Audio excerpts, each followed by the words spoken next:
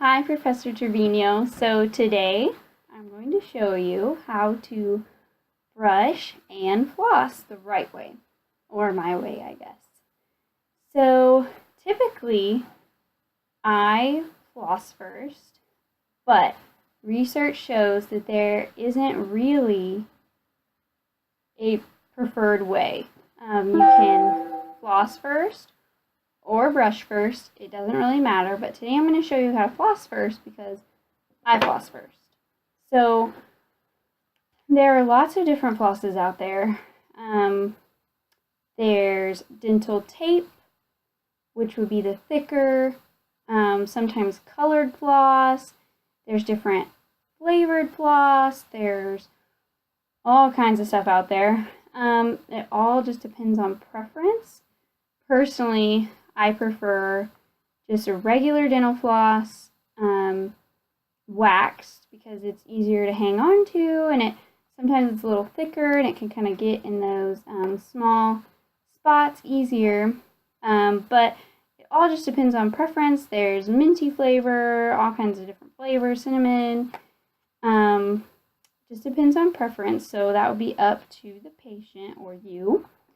But today I'm going to show you with a regular Oral-B Glide floss. It is just regular. It actually looks like tape, but it's not.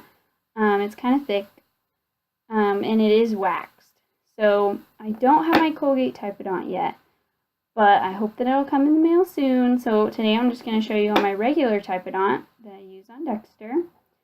So when you go to floss, you want to take a piece about 12 to 15 inches long. So you want to get a pretty long piece.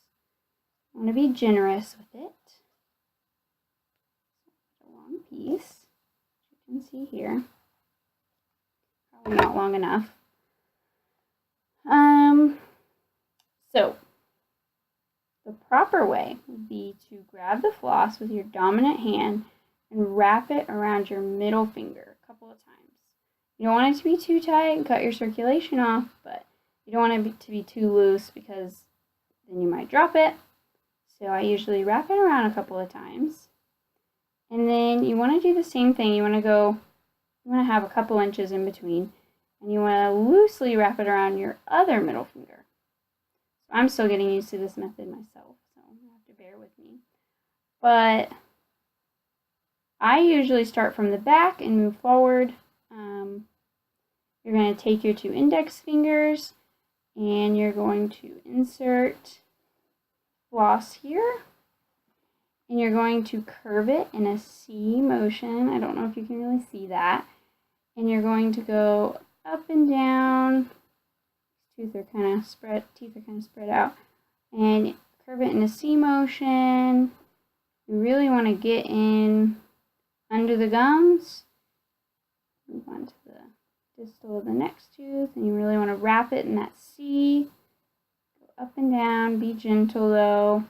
And then the trick that I didn't know before this would be when you move on to your next tooth, you want to wrap it again, and so that you have a fresh piece of floss, because you don't want to use that same dirty piece with bacteria or blood or whatever on that next tooth. You want to have a fresh piece. So this is why you need to have a lot of floss. So you wrap it, and again, you want to use your pointer fingers on the mandibular teeth. You really want to make that C shape. Up and down. Really create that C shape. In and out.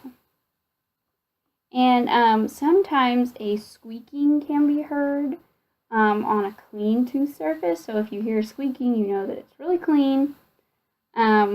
Usually on the maxillary teeth, when you wrap it around the middle finger and the other middle finger, you'll use your thumbs to get in there.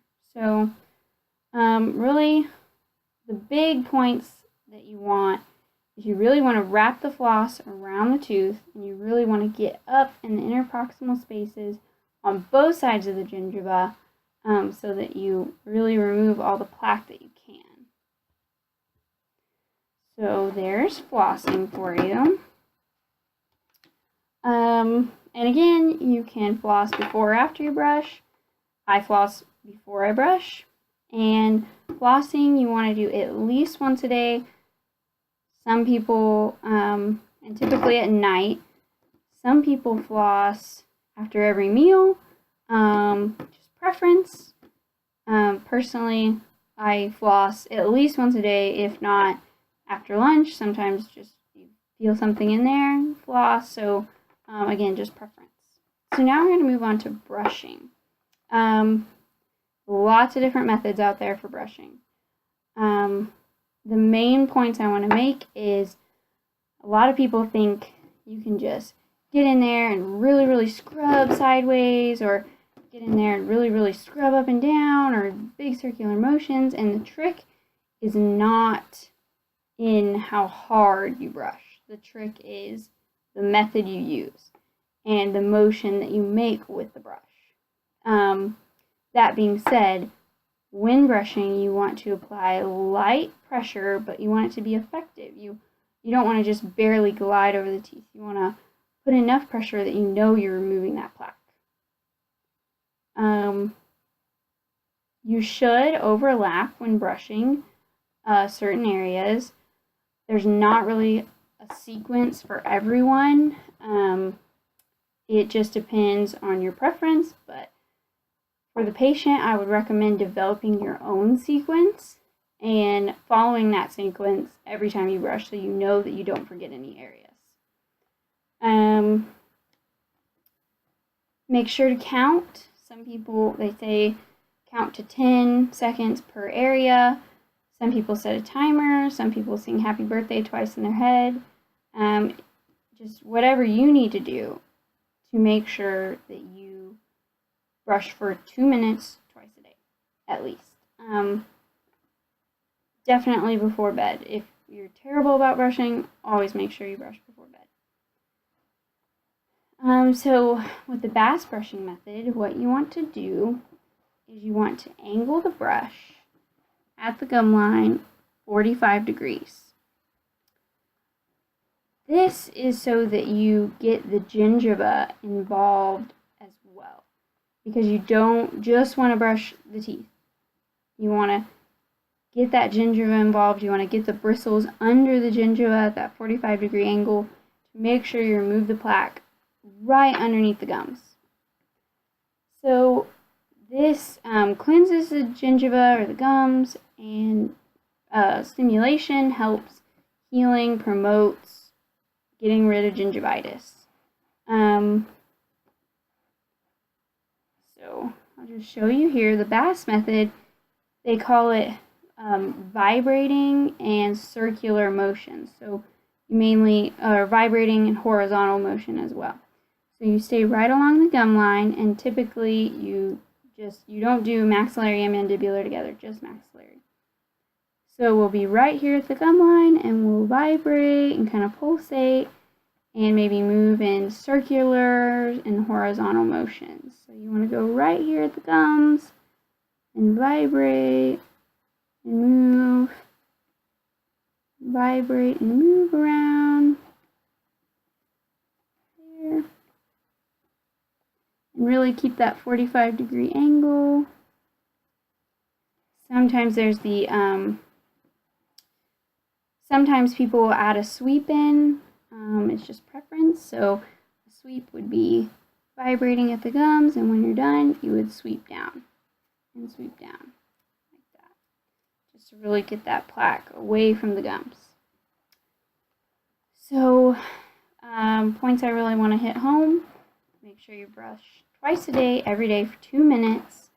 If you have your manual toothbrush, right at the gum line, 45 degrees, really vibrating and circular, horizontal as well.